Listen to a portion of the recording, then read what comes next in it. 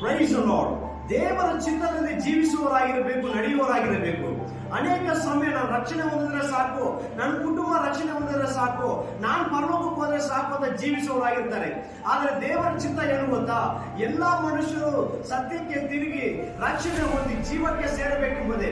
ಅದಕ್ಕೆ ವಾಕ್ಯ ಬರೆಯಲ್ಪಟ್ಟಿದೆ. ತಿಮೋಥೆಯನಿಗೆ ಬರೆದ ಮೊದಲನೇ ಪತ್ರಿಕೆ 2ನೇ ಅಧ್ಯಾಯ 4ನೇ ವಾಕ್ಯದಲ್ಲಿ ಎಲ್ಲಾ ಮನುಷ್ಯರು ರಕ್ಷಣೆಯನ್ನು ಹೊಂದಿ ಸತ್ಯದ ಜ್ಞಾನಕ್ಕೆ ಸೇರಬೇಕೆಂಬುದೇ ಆತನ ಚಿತ್ತವಾಗಿದೆ ಎಂಬುದಾಗಿ ಬರೆಯಲ್ಪಟ್ಟಿದೆ. ಆದರೆ ಎಲ್ಲಾ ಮನುಷ್ಯರು ಸತ್ಯದ ಜ್ಞಾನಕ್ಕೆ ಸೇರಿ ದೇವರ ಸಮ್ಮುಖದಲ್ಲಿ ಸೇರಬೇಕೆಂಬುದೇ ಆತನ ಚಿತ್ತವಾಗಿದೆ. ನಮ್ಮನ್ನು ನಾವು ಪರಿಶೋಧಿಸಿಕೊಳ್ಳೋಣ. ಸ್ವಾರ್ಥಿಗಳಾಗಿ ನಮಗಾಗಿ ಜೀವಿಸುವವರಾಗಿದ್ದೇವೆ, ಬೇರೆಯವರಿಗಾಗಿ ಐನೋವಿರುವ ಜನರಿಗಾಗಿ ಪ್ರಯಾಸ ಪಡುವವರಾಗಿದ್ದೇವಾ ಎಂಬುದಾಗಿ ಪರಿಶೋಧಿಸಿಕೊಳ್ಳೋಣ. ಬೇರೆಯವರಿಗಾಗಿ ಪ್ರಯಾಸ ಪಡುವಾಗ, ಅವರಿಗಾಗಿ ಪ್ರಾರ್ಥಿಸುವಾಗ ದೇವರು ನಿಮ್ಮ ಇಷ್ಟಾರ್ಥವನ್ನು ನೆರವೇರಿಸುವವರಾಗಿದ್ದಾನೆ. God bless you all.